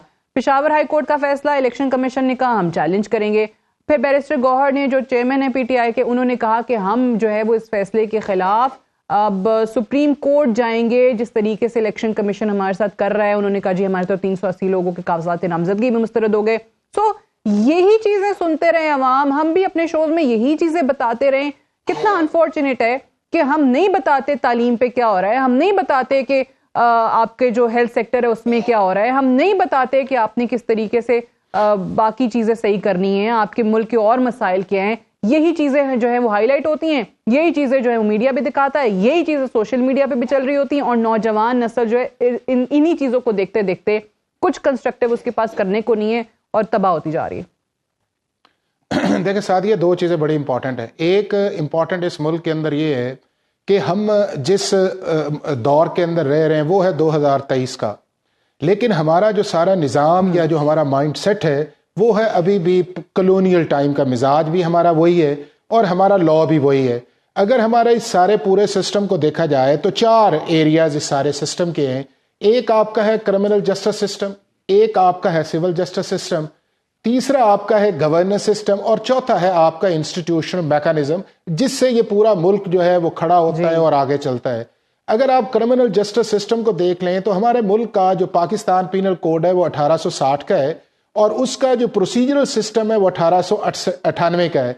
अब आपका पूरा जो सिस्टम अगर 1860 का हो और उसके बाद 1898 के पे आप निज़ाम को चला रहे हो तो 2023 के आपको रिजल्ट्स नहीं आ सकते, क्योंकि वो जो निज़ाम था जो प्री कॉलोनियल था उसके अंदर ये था कि डिस्क्रिशन थी, अथॉरिटी थी, ऑपरेसिवनेस था और उसके बाद चीज़ों को लंबा करना था. ये एक ऑब्जेक्टिव था जिन्होंने हमारे मुल्क के ऊपर 47 से पहले हुकूमत की. वही माइंडसेट हमारे क्रिमिनल जस्टिस सिस्टम के अंदर आया तो आज भी आपकी पुलिस भी वही है, आपकी प्रोसिक्यूशन भी वही है और आपका जो क्रिमिनल जस्टिस सिस्टम सारा चल रहा है वो डिस्क्रिशन पे चल रहा है. जज की मर्जी है बेल ले ले, जज की मर्जी है बेल ना ले, प्रोसिक्यूशन की मर्जी है कि परसू करे और प्रोसिक्यूशन की मर्जी है परसू ना करे. ये आपको अभी रिसेंट एग्जांपल्स 2023 के अंदर आए हैं. उसके बाद जज की मर्जी यह है कि आपका कब केस लगाए और जज की मर्जी यह है कि अगर आप फौत हो जाए तो फिर आपका केस लग जाए. और आपके सामने कई केसेस ऐसे आए हैं कि लोगों के जो मर्डर्स थे उनके अंदर जेल के अंदर उन्हें दे गॉन टू डेथ और उनके केसेस हमने बाद में. जज की मर्जी यह है कि आपकी सस्पेंशन ऑफ सेंटेंस कब होनी है और जज की मर्जी है आपकी कन्विक्शन कब होनी.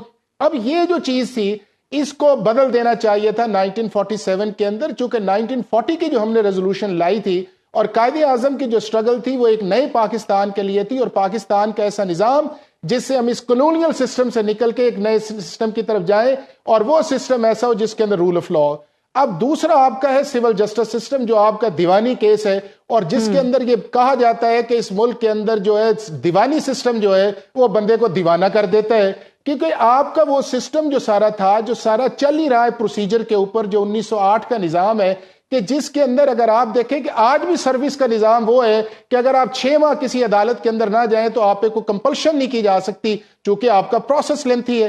फिर उसके ऊपर एक और अपील है, फिर उसके ऊपर एक और अपील है, फिर उसके ऊपर एक और अपील है, फिर उसके ऊपर आप सुप्रीम कोर्ट जाएं तो आपके 20 से 24 साल इस प्रोसेस के अंदर लग जाते हैं। और हमने उस चीज को बदलने की कोशिश नहीं की 47 के अंदर, और वो भी सारा निज़ाम जो है वो डिस्क्रिप्शन पे है। अब तीसरा निज़ाम आपका कॉर्पोरेट सिस्टम है। वो कॉर्पोरेट सिस्टम हमने आज भी 1940 का आर्बिट्रेशन रखा हुआ है, और आपका मुल्क देख लें कि 2023, 22, 21 के अंदर आपको 14 बिलियन का फाइन पड़ा, आपके इसी जुडिशल सिस्टम की वजह से और आपके इसी आर्बिट्रेशन सिस्टम की वजह से। और आज भी अगर आप SIFC के पास चले जाएंगे, पाकिस्तान के जितने भी इंटरनेशनल कॉन्ट्रैक्ट्स होने जा रहे हैं, तो उसके अंदर सबसे वो कहते हैं ना में आपकी आर्बिट्रेशन लॉ मंजूर है, ना आपका जुडिशल सिस्टम मंजूर है, ना आपका गवर्नेंस सिस्टम मंजूर है। तो अगर ये तीनों चीजें डिलीवर नहीं कर रही तो इसकी रिस्पॉन्सिबिलिटी किसकी थी? इसकी रिस्पॉन्सिबिलिटी उन पे है जो इस मुल्क के करता ये आपने बिल्कुल ठीक बात, चाहे वो आपके डिक्टेटर्स से, चाहे वो आपके पार्लियामेंटेरियन से। हर मुआशरे के अंदर हम देखते हैं कि हालात और वाकयात की तब्दीली के साथ, हर गुजरते वक्त के साथ कवानीन तब्दील होते हैं, बड़ी चीजें तब्दील होती हैं, और हमने नहीं बदले, हमने नहीं बदले, और इसी बहस के अंदर जा रहे हैं, और यही बहस आगे चलती रहेगी। अगर चूंकि हम अब चले गए हैं चलती रहेगी, बिल्कुल ठीक है, पावर पॉलिटिक्स के अंदर और इलेक्टेबल्स के अंदर। सही है। अब मुझे नजीर लगारी साहब एक बात बताइए, अब मैं पहले भी बात करी थी कि 2024 में चलें, एक उम्मीद ये है लोगों को कि इलेक्शंस होने जा रहे हैं, गो के उस पर भी सवाल उठ रहे हैं। पीपल्स पार्टी भी कहती है कि फ्री एंड फेयर नजर नहीं आ रहे, PMLN भी मजे की बात है अब ये कहना शुरू हो गई है, PTI तो वैसे ही कह रही है। सो ये फिर 8 फरवरी के जो नताइज आने हैं इलेक्शंस के, वो हम वही वाला पहले वाला तमाशा देख रहे होंगे जो पहले भी हुआ था, 4 हल्के थे, फिर इतना टाइम जो है वो लगा, उसके बाद पता चला कि नहीं जी वो इरेगुलरिटीज थी, बेज़ाब्तगियां थी और धांधली नहीं थी। इस दफा भी धांधली का शोर आपको नजर आ रहा है इन इंतखाबात के नताइज के बाद? डेफिनेटली लाजमन होगा, पहले से ज्यादा होगा। और पहले तो कम से कम एक बात तय करें, जनरल ज़ियाउल हक जब इलेक्शन कराने जा रहे थे तो उन्होंने कहा था कि हम इलेक्शन उस वक्त नहीं कराएंगे जब तक के मतलूबा नताइज हासिल नहीं होंगे। मेरे ख्याल में अब मतलूबा नताइज हासिल करने के तरीक़ेकार को अगर तर्क कर दिया और अगर गमले खत्म कर दिए जाएं, अगर पनीरियां लगाना बंद कर दी जाएं, तो फिर आपके लिए कोई मसला नहीं है, आप एक जमहूरी तवाना मुल्क हो सकते हैं। इससे पहले जो आप साहब ने बताया कि पाकिस्तान का पोटेंशियल कितना बड़ा है, पाकिस्तान जैसा पोटेंशियल हम तमाम पड़ोसी मुल्कों में, इंडिया गया हूँ मैं श्रीलंका गया हूँ, मैं ईरान, अफगानिस्तान मुल्कों में गया हूँ, मैंने जाकर देखा है आपके पोटेंशियल जैसा किसी मुल्क का पोटेंशियल नहीं है। आपके पास जो यानी ऐसे दरिया किसी के पास भी नहीं है। सबसे बड़ा दरिया जो है वह ईरान में 400 किलोमीटर का है। आपके पास इंडस है, आपके पास सतलुज था, सतलुज और इंडस पूरे बरसगीर के 4 दरियाओं में से दरिया आपके पास एक आपने भेज दिया। वो दरिया जो थे डायरेक्ट वहां से निकलते हैं, हिमालय के मानसरोवर झील से जो निकलकर जब मुंबई दरियाओं के वहां से निकल कर आने वाले दरिया हमारे पास थे। सतलुज को हमने बेचा, उसके बावजूद यहाँ आ जाता है। अब इतना बड़ा पोटेंशियल, जहां अफगानिस्तान एक 250 किलोमीटर की अपनी नहराने के बाद कहता है कि अब हम अपनी गंदम और लगारी साहब माजरत में इंटरप्ट कर रही हूँ आपको, होल्ड दैट थॉट। इससे आप ही से बात शुरू करूंगी, एक ब्रेक के लिए मुझे कहा जा रहा है, ब्रेक से वापस आते हैं, ट्रांसमिशन हमारी जारी है। Stay welcome back. ट्रांसमिशन में एक बार फिर से खुश आमदीद। प्रोग्राम के पहले सेगमेंट में हम बात कर रहे थे सिक्योरिटी सूरत हाल पे, क्योंकि पिछले दिनों उसकी बहुत ज़्यादा बात हुई और ख़ुद मौलाना फजल रहमान ने ये बात की कि हमारे जो कारकुन हैं उन पर पहले भी हमले होते आए हैं। रिसेंटली हाफिज़ हमदुल्ला का हमने देखा था, मौलाना फजल रहमान साहब पे भी कई दफ़ा हुए हैं। उन्होंने कहा था कि अगर इल्तवा नहीं होता इलेक्शंस का और मेरा एक भी कारकुन शहीद होता है तो उसकी जिम्मेदारी चीफ इलेक्शन कमिश्नर पर और चीफ जस्टिस पाकिस्तान पर होगी। और अभी थोड़ी देर पहले इत्तला है कि DI खान में मौलाना फजल रहमान के काफिले पर फायरिंग हुई है जिसमें वो महफूज रहे हैं। और ज़ाहिरी तौर पे ये मुतालबा जो है उनका या उनकी जमात का, ये अब आने वाले दिनों में मज़ीद बढ़ेगा। ये बार बार वो बात करते आ रहे हैं कि इसको यकीनी बनाना, हमारी सिक्योरिटी को यकीनी बनाना किसका काम है। अगर इलेक्शन कमीशन ये चीज़ नहीं देखेगा तो फिर हम मानेंगे कि हमें दीवार से लगाने की कोशिश की जा रही है। और ये आज उसका हमने एक मुजाहरा भी देखा है, उस खदशे का, जिस खदशे का इजहार मौलाना साहब या उनकी पार्टी करती आई है। नज़ीर लगारी साहब प्लीज़ कंटिन्यू कीजिएगा। ये एक तो मौलाना इंतहाई काबिल एहतराम शख्सियत है सियासत में। जो हमारे इस वक्त का जो पूरे का पूरा एक कैडर है, उनको देखते हैं तो मौलाना का पूरा दानिया वो 1977 में अमली पॉलिटिक्स में आए थे, जब उनके वालिद साहब के अपनी निगरानी में सियासी अमल में हिस्सा लिया था, जब PNA की मूवमेंट चल रही थी।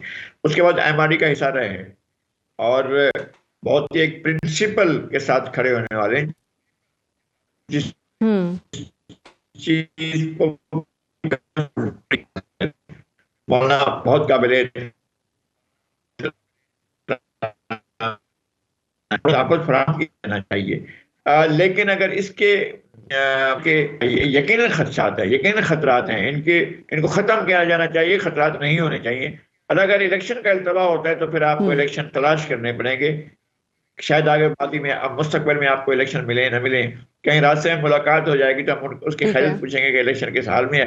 लेकिन अगर मुलतवी हो गया तो फिर आपको इलेक्शन दोबारा कहीं फिर आप भूल जाएं। लेकिन आपको नजर आता है ये खदशा ऐसा? क्योंकि आप पहले सेगमेंट में भी हम ये बात कर रहे थे, उसमें तो मेरे मेहमानों का, शहबाज मियाँ साहब ने भी गालिबन यही कमेंट किया था, जनरल गुलाम मुस्तफ़ा भी, कि नहीं हमें नहीं लगता कि अब मुलतवी होंगे। बट आपको लगता है कि सूरत हाल जिस तरह से चल रही है, और ख़ास तौर से सिक्योरिटी तो है ही है, लेकिन KPK में उन्होंने कहा है कि जी मौसम की भी शिद्दत होती है, तो आप चाहते हैं कि हमारा वोटर निकले ही ना, तो इसको भी उन्होंने वो प्री पोल रिगिंग के जुमरे में डाला है। नहीं, बात है कि दिसंबर में इलेक्शन हो चुके हैं और ग्लोबल वार्मिंग नहीं हुई थी तब हो चुके हैं। फरवरी में इलेक्शन हो चुके हैं पाकिस्तान पर, तमाम ठंडे मौसमों में मार्च में इलेक्शन हो चुके हैं, अब जनवरी फरवरी के महीनों में इलेक्शन हो चुके हैं, तमाम महीनों में इलेक्शन हो चुके हैं। और कभी किसी ने मौसम की वजह से इलेक्शन का मुतालबा नहीं किया था। एक मुतालबा हुआ था इलेक्शन के अल्तवा का 1970 के, मैं आपके पैदाइश से पहले की बात बता रहा हूँ, कि उस जमाने में जो है इलेक्शन के अल्तवा का मुतालबा हुआ था, इसलिए कि एक तूफान आया था और वो फार ईस्ट में आया था, वो उठकर मशरकी पाकिस्तान उसकी लपेट में आ गया था। और एक आन के आन में जब उसने हिट किया था तो पहले ही में तकरीबन 5 लाख अफराद जो है उसका निशाना बने थे। अल्लाह ना करे ऐसी कभी सूरत हाल हो तो इलेक्शन का अल्तवा की वजह भी बनता है, खुदा ना करे कि ऐसा हो। लेकिन मौलाना को हमेशा सलामत रहना चाहिए, अल्लाह उन्हें जिंदगी दे, वो उन्हें बड़ी उम्र हो उनकी, लेकिन इलेक्शन के इल्तवा के लिए कोई जवाब मुनासिब नहीं लगता। अगर इलेक्शन इस बार इल्तवा हुआ तो फिर हम इलेक्शन को तलाश करेंगे, इलेक्शन हमें नहीं मिलेगा। ठीक है, ये आपने बिल्कुल सही बात की कि फिर आप भूल जाएं इलेक्शन, फिर आपको नजर नहीं आएंगे। 2023 में जो चीजें हुई अभी तक हमने उस पर बहुत बात की है, और एक उम्मीद अगर हमने अपनी सियासत को देखते हुए, और ऑब्वियसली इसका बहुत गहरा ताल्लुक है मुल्क की मईशत की बहाली से, वो है कि पॉलिटिकल कहीं ना कहीं किसी ना किसी तरीके से स्टेबिलिटी आए, और उसके चांसेस तभी हैं जब मुल्क में वक्त पर इंतखाबात होंगे। गो के तमाम जमातें अपने तहफ़्फ़ुज़ात का इजहार कर रही हैं, लेकिन इंतखाबात का होना, एक मुंतखब हुकूमत का आना जो है वो बड़ा बुनियादी चीज़ है, बहुत अहम है, बहुत ज़रूरी है। अब शहबाज मियाँ साहब, मैं आपसे और बाकी मेहमानों से चाहूँगी कि 2024 में ये हम बात कर रहे हैं कि जी उम्मीद के साथ तो हम एंटर हो रहे हैं, लेकिन अवाम के लिए ये साल भी मुआशी तौर पे अच्छा नहीं था, दीगर तरीकों से भी अच्छा नहीं था। 2024 में एक मुंतखब हुकूमत, उसके लिए सबसे बड़ा चैलेंज आप क्या देख रहे हैं, जरा इस पे बात कीजिए। अच्छा सादिया, 2023 में जब हम बात करते हैं ना, माशी तौर पे यकीनी तौर पे ये बहुत बुरा साल था, लेकिन 2022 से ये बेहतर मुझे नजर आता है। कुछ वजूहात हैं, उनमें देखें डॉलर 337 रुपए पे पहुंच गया था, और चीनी जो है वो 250 रुपए किलो बिकना शुरू हो गई थी, आटा मिल नहीं रहा था, और स्मगलिंग अपने अरूज पे थी। लेकिन ये सारे मामलात जो हैं ये हल हुए, इंतजामी तौर पे हुए, और हमने डॉलर देखा कि 50 रुपए नीचे आया, 281-82 तक आया। तो जो हमारे इदारे थे हरकत में आए, उन्होंने अपनी जिम्मेदारी पूरी की, शुरू हुआ। तो इसका मतलब तो यही है ना फिर शहबाज मियां साहब कि मुल्क के हालात बहुत पहले से ही सही हो सकते थे, ये नीयत की बात होती है। जी बिल्कुल। तो अगर नीयत हो और ऐसे इकदामात उठा लिए जाएं, कार्रवाइयां कर ली जाएं, तो फिर अवाम इन चीजों से ना गुजरे। ये जो उम्मीद की बात आपने की ना, मैंने उससे इसको जो है जोड़ा है कि अगर 250 रुपए किलो जो चीनी है वो वापस 150 पे आ सकती है, आटा गंदुम मिल सकता है और डॉलराइजेशन रुक सकती है, स्मगलिंग रुक सकती है, जो इससे पहले कभी हमने नहीं देखा कि स्मगलिंग के रोकने की बात की जाए।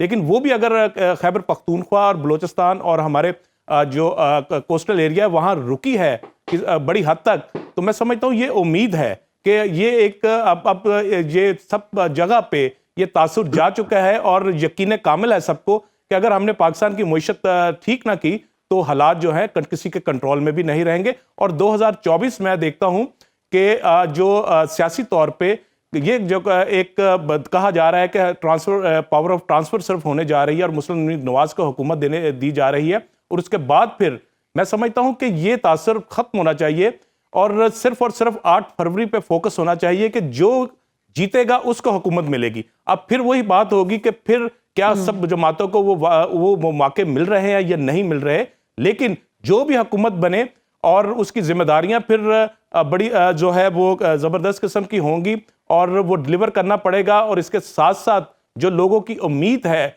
और वो जो सियासतदानों से उम्मीद है वो पूरी करना होगी। और ये मेरे ख्याल में आखिरी चांस है हमारे सियासतदानों के पास कि अब वो संभल जाएं और इलेक्शन के बाद जो है जो भी हुकूमत बने, चाहे वो इत्तेहादी हुकूमत हो जो भी हो, उसमें फिर आम आदमी को रिलीफ देना चाहिए और इंतजामी तौर पे ऐसे फैसले करने चाहिए जिससे सबसे बड़ा चैलेंज आप वही कह रहे हैं कि इकॉनमी है, आवाम आदमी को महंगाई से, बेरोजगारी से उनकी जान छुड़ाना है। ये चीज़ें जो हैं वो नई हुकूमत के लिए बड़ा चैलेंज होंगी। मैं इसी को आगे बढ़ाती हूँ। राना मुबशर साहब, जिन इक़दामात का इन्होंने जिक्र किया, आपने इनिशियली बात की थी कि कुछ MOUs हुए, आर्मी चीफ के बड़े दौरे भी हुए, MOUs भी हम हर दौर में देख रहे होते हैं। आपने कहा था कि अब इन चीज़ों पर वाकई अमल दरामद हो रहा हो तो फिर हम माने। अब साथ ही साथ जो चीज़ें हुई हैं, चाहे वो होर्डर्स के खिलाफ, ज़ख़ीरा अंदोज़ों के खिलाफ कार्रवाइयाँ हैं, खाद है, तेल है, चीनी है, उसकी स्मगलिंग को रोकना है, जो डॉलर की स्मगलिंग थी उसको रोकना है, जो गैर कानूनी तौर पे यहाँ पर गैर मुकीम जो गैर मुल्की बाशिंदे मुकीम थे उनको वापस भेजना है या उनके खिलाफ एक्शन लेना है। ये सारी चीज़ें हमने देखी हैं और ये वो चीज़ें हैं, और ख़ास तौर से अफगान बाशिंदों को वापस भेजने वाला मामला जो कि हर हुकूमत कहती आई है, माजी में ऑन रिकॉर्ड बयान पड़े हुए हैं, सबने कहा लेकिन किया नहीं। सो निगरान हुकूमत जिसके ऑब्वियसली पॉलिटिकल स्टेक्स नहीं होते, उन्होंने इकदाम लिया, but I think let's call spade a spade, फौज ने लीड किया तो फिर ये चीज़ें हुई। अब आने वाली हुकूमत, मुंतखब हुकूमत, जो सियासी क्लास जिसकी हम बात करते हैं कि वो अपनी स्पेस छोड़ देते हैं, वैक्यूम क्रिएट कर देते हैं, फिर किसी और को आना पड़ता है उस जगह को भरने के लिए, वो चीज़, ये सारे इकदामात उस हुकूमत को कितना उनके लिए मुमकिन है इन चीज़ों को कंटिन्यू करना? मुश्किल होगा। जो भी नई हुकूमत आएगी उसको यहाँ पे कंटिन्यूटी रखना उसके लिए बहुत मुश्किल हो जाएगा। हाँ, ये बात दुरुस्त है कि इनिशिएटिव जो है पिंडी वालों ने लिया है और पिंडी वालों के इनिशिएटिव से ही चीजें कुछ बेहतर होनी शुरू हुई हैं। अगर इसी तरह चलता रहा तो फिर तो समझ आती है बात की, लेकिन होता ये है कि once the political government is there, वो फिर अपना क्रेडिट किसी और को देना नहीं चाहते। वो चाहते ही है कि सब क्रेडिट उनको मिले, चाहे इसके को क्रेडिट पिंडी को पास हो। वो ऐसा नहीं चाहेंगे, उनको सूट नहीं करता किसी भी को, जो भी हुकूमत हो, जिसकी भी आए, उससे कुछ लेना नहीं। तो वहां पे जो है ना एक क्लैश ऑफ इंटरेस्ट शुरू हो जाता है मस से। तो उसमें प्रॉब्लम ये खड़ी हो जाती है कि उसमें सफर जो है फिर मुल्क करता है, मुल्क सफर करता है और वो कहते हैं पॉलिटिशियन जो है वो ग्रैब करने की अपॉर्चुनिटी, जो भी अपॉर्चुनिटी मिलती है उसको ग्रैब करने की कोशिश करता है कि जी I am the one who has done this and I should be like given the credit. तो क्रेडिट जरूर ले लें आप, लेकिन प्लीज रिक्वेस्ट है, इल्तिजा है कि जनाब लोगों के लिए कुछ कर लें, मुल्क के लिए कुछ कर लें। अगर मुल्क के लिए करेंगे तो पॉलिटिक्स चलती रहेगी, सब कुछ चलता रहेगा। लेकिन अगर नहीं करेंगे, if you think it's like the last time, you have to do something and you have to make some bucks out of it wherever you are sitting. तो बट वही तो नहीं होता। वो जो आप कह रहे हैं ना, क्रेडिट जरूर ले लें, यहाँ पे क्रेडिट एक दूसरे को देने की कोशिश ही नहीं की जाती है। ईगोज इतनी बढ़ चुकी हैं कि फिर वो अवाम के मसाइल, मुल्क के मसाइल किसी को नजर ही नहीं आते हैं इसी चक्कर में। बिल्कुल ठीक कह रही हो आप सादिया। ये ऐसा ही होता है। This is what I am saying. देखो ना, इशू बन जाता है फिर, और इशू ये बनता है उससे अल्टीमेटली सफर करते हैं, अल्टीमेटली तो सफर अवाम करती है, ठीक है ना। तो वो पॉलिटिशियन कोई अपने हाथ से चीज जाने नहीं देता, ठीक है। वो कहता है जी कि मैं इस पे क्रेडिट लूं। मैं सब पॉलिटिशियंस की बात नहीं कर रहा, प्लीज एक्सक्यूज मी। मैं उन पॉलिटिशियंस की बात कर रहा हूँ जो बिल्कुल कुछ नई सोच लेके आते हैं और वो लेके चलने की कोशिश करते हैं, और उसको वन टाइम गो के तौर पे उसको लेते हैं चीजों को, कि if they are here, this is like the last time they are going to be here, and might as well do whatever they can do with both hands, so वो उन पॉलिटिशियंस की बात कर। लेकिन हमारे पास बड़े अच्छे अच्छे पॉलिटिशियंस हैं, बड़े पैट्रियोटिक पॉलिटिशियंस हैं, and they are very there. और वो अब जो है हम देख रहे हैं, वो साइड पे बैठ गए हैं, they are in the audience now, और वो या बैकड्रॉप में चले गए। अच्छे लोग हर जगह हर शोबे में मौजूद हैं। वो कहते हैं ना, 5 उंगलियां बराबर नहीं होती हैं। अनफॉर्चुनेटली मेरे पास टाइम बहुत लिमिटेड था और चीज़ें बहुत सारी थी 23 को लेकर और 24 की जो हम उम्मीदों की और चैलेंजेस की बात कर रहे थे, but I have to wind up here. बहुत शुक्रिया राना मुबशर साहब, हाफिज एहसान अहमद साहब, नज़ीर लगारी साहब, मोहम्मद शहबाज मियां प्रोग्राम के पहले हिस्से में भी हमारे साथ मौजूद रहे, जनरल गुलाम मुस्तफ़ा और डॉक्टर खाकान नजीब, उनका भी शुक्रिया। मैं आखिर में सिर्फ इतना ही कहना चाहूँगी कि जब हम ये बात कर रहे हैं एक नए साल में एंटर होने की, आप जब तक माजी की गलतियों पर नज़र नहीं दौड़ाएंगे, उनको देखेंगे नहीं कि वो गलतियाँ क्या थीं, एक रिफ्लेक्शन नज़र नहीं आएगा, तो आप करेक्शन अप्लाई नहीं कर सकते, माजी की गलतियों से सबक नहीं सीख सकते। तो जब आप फ्यूचर को देखते हैं, जो कि हम इस कैलेंडर ईयर के इख्तिताम पर कह भी रहे हैं कि this is also a stepping stone into new beginnings, तो नई शुरुआत करें, लेकिन इख्तिताम आप कहाँ कर रहे हैं, कौन सी गलतियों पे कर रहे हैं, उनसे ज़रूर सीखें। आपको मैंने पहले भी यही आपसे दरख्वास्त की थी और अब दोबारा कि जब आप नए साल में अपने लिए, अपने ख़ानदान वालों के लिए, अपने प्यारों के लिए दुआएं कर रहे हो, तो प्लीज़ हमारी जो फ़लस्तीनी अवाम है, जो हमारे वहाँ मासूम बहन भाई हैं, जो कि 20,000 से ज़ायद इस वक्त शहीद हो चुके हैं, उनके लिए ज़रूर दुआ करें कि नया साल उनकी को जो तकलीफ़ है, कर्ब है, उसमें कोई कमी ला सके। जिस मुश्किल वक्त से वो गुजर रहे हैं, जो जुल्म के पहाड़ उन पर तोड़े जा रहे हैं, और हम अपने मुल्क के लिए भी जब दुआ करें तो यही दुआ, इसी पर इख्तिताम करना चाहूँगी कि खुदा करे कि मेरी अर्ज़ पाक पर उतरे वो फस्ल गुल जिससे अंदेश आए ज़वाल ना हो, यहाँ जो फूल खिले वो खिला रहे सदियों, यहाँ ख़िज़ां को गुजरने की भी मजाल ना हो। सेहत रही और ज़िंदगी रही तो आपसे अगले साल में मुलाकात होगी। खुदा हाफ़िज़।